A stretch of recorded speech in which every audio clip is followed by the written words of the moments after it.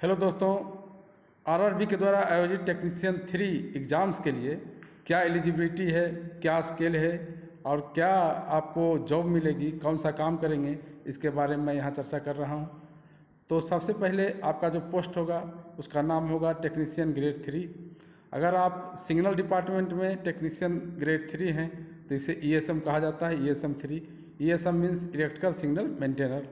IOW में technician तथा diesel set और बहुत सारे रेलवे के डिपार्टमेंट, इलेक्ट्रिकल डिपार्टमेंट सभी में टेक्नीशियन 3 की आवश्यकता पड़ती है। वर्कशॉप में सभी जगह टेक्नीशियन 3 की आवश्यकता पड़ती है और सभी का ग्रेड पे और स्केल सेम होता है। तो सबसे पहले मैं बता रहा हूँ स्केल। आपको इसमें स्केल मिलेगी 5200 से 20,200 के बीच में। आजकल ये स्केल को लेवल के रूप में लिखा जाता है, लेवल 1, लेवल 2, लेवल 3, इस तरह से।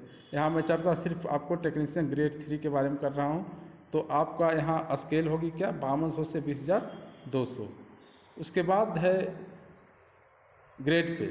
आपकी ग्रेड पे होगी 1900, यानी कि आप 1900 ग्रेड पे में काम करेंगे अगर आपका टेक्नीशियन ग्रेड 3 में आरआरबी के द्वारा होता है तो। फिर मैं आता हूँ एलिजिबिलिटी, एज कितना होनी चाहिए। तो इंडियन रेलवे के एग्ज़ाम्स या इंडियन रेलवे में भर्ती होने के लिए आज आपका मिनिमम एज 18 साल और मैक्सिमम 30 साल होना चाहिए। तथा अगर आपको रिजर्वेशन दिया जाता है, रिजर्वेशन के लिए आप अप्लीकेबल हैं, तो रिजर्वेशन क्या है? तो रिजर्वेशन इसमें है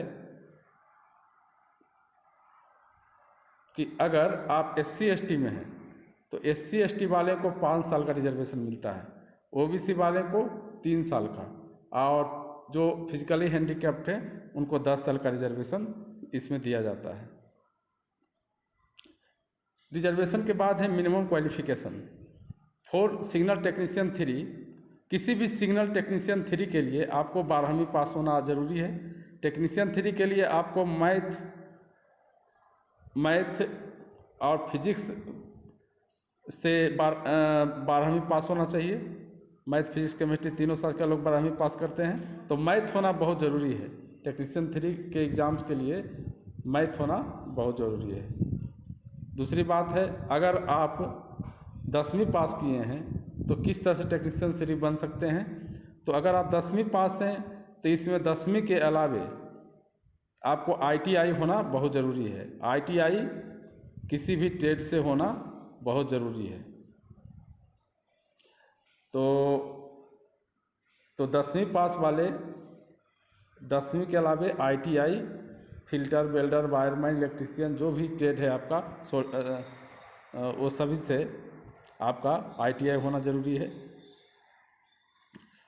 उसके अलावे है अलग अलग टेक्नीशियन 3 के एग्ज़ाम्स के लिए 10वीं के साथ ITI बहुत ज़रूरी है। सिर्फ सिग्नल डिपार्टमेंट में आपको 12वीं पर टेक्नीशियन 3 आप बन जाते हैं, सिर्फ सिग्नल डिपार्टमेंट में, सिग्नल और टेलीकम्युनिकेशन में आप सिर्फ 12वीं पास करके टेक्नीशियन 3 बन सकते हैं। इसके अलावा किसी भी डिपार्टमेंट में आपको ITI होना मस्ट है। उसके बाद देखिए ALP, असिस्टेंट लोको पायलट के लिए आपको 10वीं के बाद ITI होना मस्ट है। ये ITI अप्रूव होना चाहिए NCVT, ये ITI अप्रूव होना चाहिए NCVT तथा SCVT से।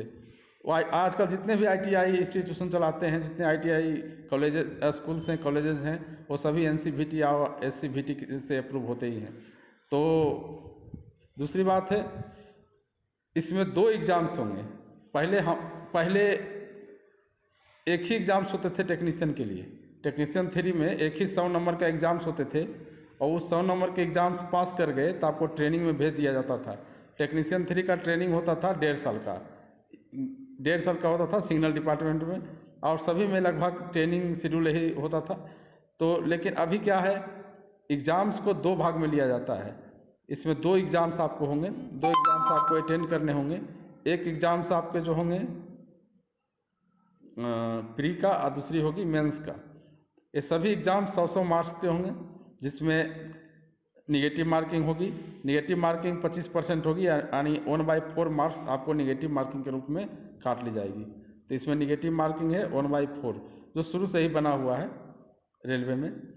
दूसरी बात है, इसमें पूछे क्या जाते हैं, तो जनरल टेक्नीशियन 3 में आपको जनरल जीके तो रहेगा ही, उसके अलावा मैथमेटिक्स के लिए आपको general mathematics, simplification, percentage, profit and loss, कुछ ट्रिगोनोमेट्री, ज्योमेट्री, ये जनरल मैथमेटिक्स से आपको प्रश्न आते हैं। उसके अलावा है साइंस से क्वेश्चन रहेंगे ही, फिजिक्स से क्वेश्चन रहेंगे, क्योंकि आप टेक्नीशियन बनने जा रहे हैं।